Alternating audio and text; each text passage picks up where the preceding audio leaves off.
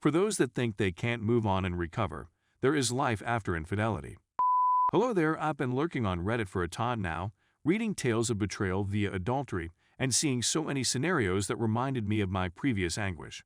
But in the end, I emerged victorious. You too can.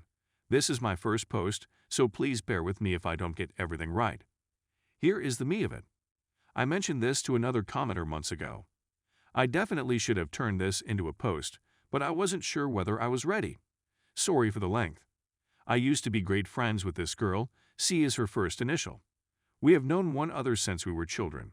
Her and my families all knew one other and were close, the type of close that finishes each other's sentences. C and I were always there for each other. I helped her get through some crazy events. Her mother had a health crisis, but everything was okay, and she helped me go through a nasty breakup in high school. C and I felt an interest to one other when we were younger, but we never pursued it because we were terrified that something would go wrong and damage our relationship. Despite the fact that she was extraordinarily attractive, along with her mother and sisters, I kept things platonic, but I saw that several of her lovers looked a lot like me, and she would often argue with them about comparing me to them. I always felt guilty for these breakups, and after her latest one, I suggested that we spend more time apart so she could figure out what she wanted. The following day, she texted me and said she wanted to chat at her place. I became anxious since I didn't know what to anticipate. She sat me down in her living room and spilled the beans, that she was in love with me and wanted more than just friendship. I thought it was a prank at first, since it occurred on April Fool's Day. Can't make this stuff up. But then she kissed me, and I kept thinking how stupid I was for avoiding this opportunity with her. Little did I know. Everything was excellent with us. I felt like a monarch who had found his queen. Our family were overjoyed, and we were in full pre-wedding frenzy despite the fact that we had only just begun college. With a smile on his face, her father replied to me, "It's about time." I was perplexed as to what was taking so long. We accomplished everything as a team. We had many good and terrible moments, but we always faced them front on and never concealed anything from each other. Yup. She seemed to be the love of my life material, and she was continually telling me how she would love me forever. I was on cloud 9 until I learned in subsequent months that she and my younger cousin, male 18, had been spending a lot of time together lately. My cousin wasn't the most responsible guy in the world. His father abandoned him when he was 8 years old, but I always watched out for him and considered him a little brother. I saw he looked at my lady the way males look at any female thereafter and politely asked him what was up, and he would shyly answer nothing and go away. At the time, I didn't pay attention to it. C and I were sitting in my room watching a movie one night when she whispered, "Please don't ever leave me," in a mournful voice. I informed her it was never going to happen, but all she did was give me a sad grin. Things began to change after that.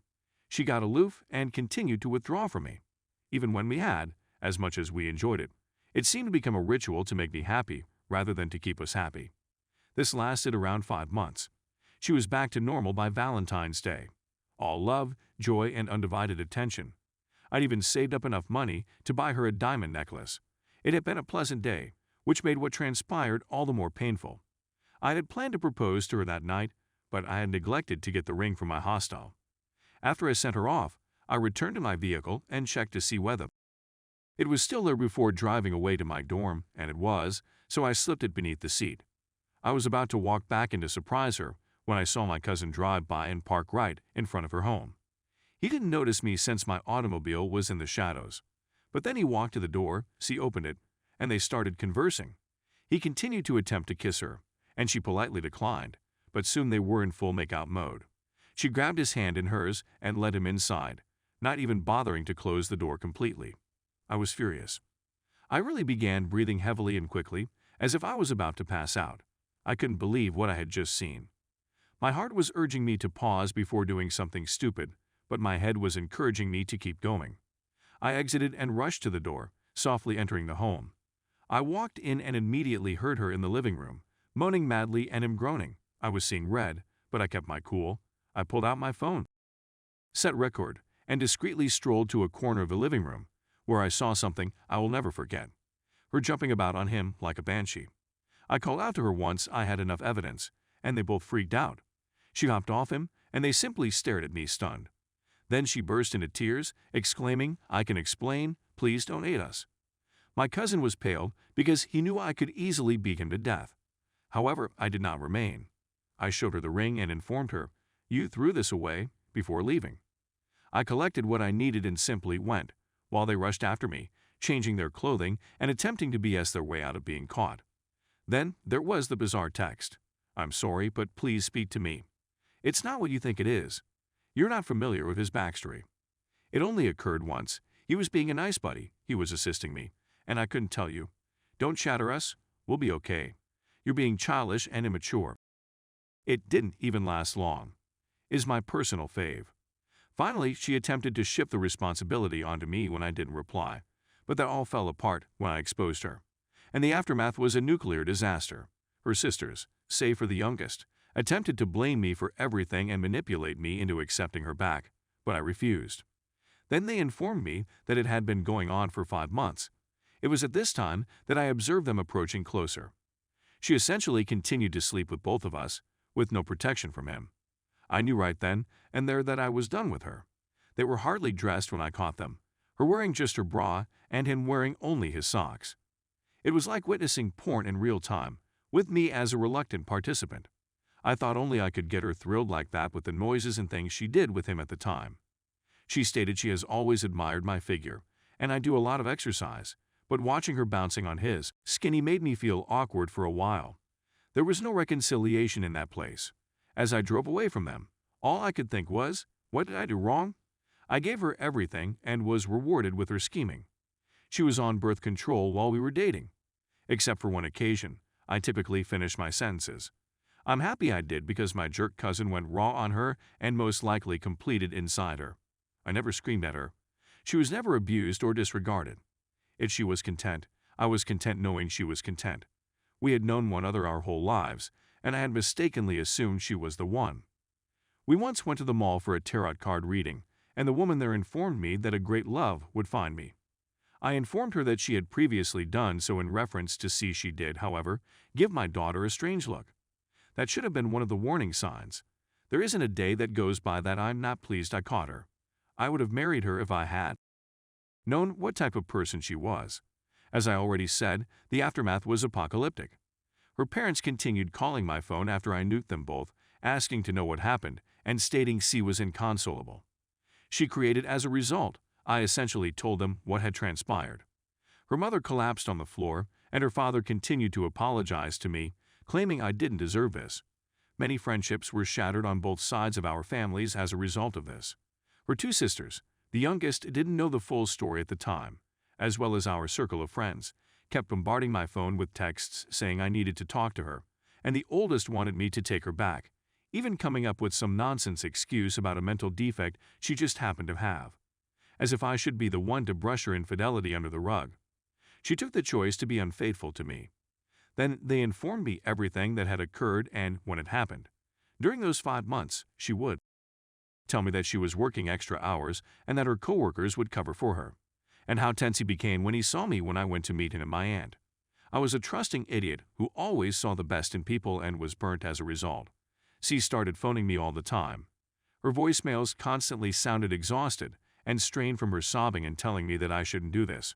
She felt as if a part of her died when I left and pleaded to talk to me, claiming that I said I'd never abandon her. I couldn't stand hearing her anymore, so I blocked her. I didn't reply to any of her texts. My cousin attempted many times to contact me, but I ignored him as well. I'll never forget the smug smirk he gave me as I drove away when I noticed him in my rearview mirror. I knew if I saw him, I'd want to harm him, and I knew I could do it easily, and he knew it. But no amount of prison time is worth my freedom.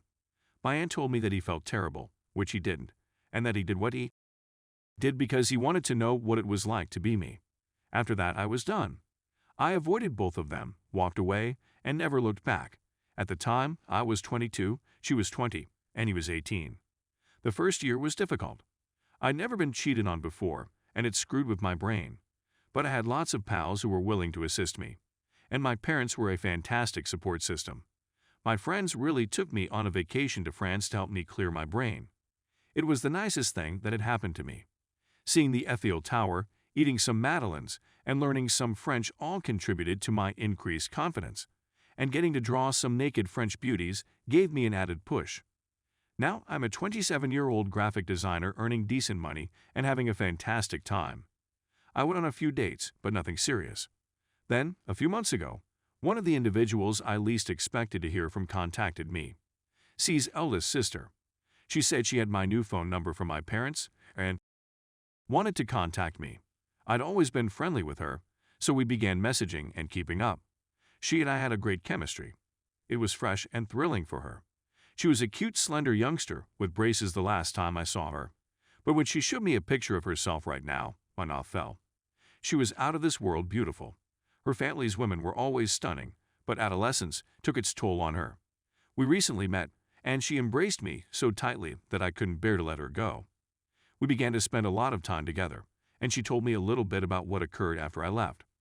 C was apparently knocked pregnant that night by my cousin. They decided to try something for the baby, but he cheated on her, and she cheated on him again. Things took a turn for the worst for them when she placed the baby up for adoption. C then relocated to Los Angeles. I have no idea or care what happened to my cousin. Had said that she never forgiven her sister for hurting me and that she used to fantasize about me and her playing home. She developed a crush on me and told me that she was constantly thinking about me and that I was the ideal person that her sister didn't deserve. I told her I liked her and would want to start dating her if she was interested. So that's where I'm at the moment. I've got a nice career, a wonderful life, and I'm falling in love again. And I'm content. I've learned a lot from my experiences and would want to contribute my thoughts when I see new articles.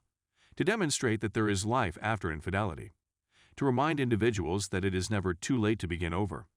And, maybe most importantly, never settle for second best. It worked for me, and it may work for others as well. Again, I apologize for the delay. If you're still here, thank you for listening. Stay tuned for the next part.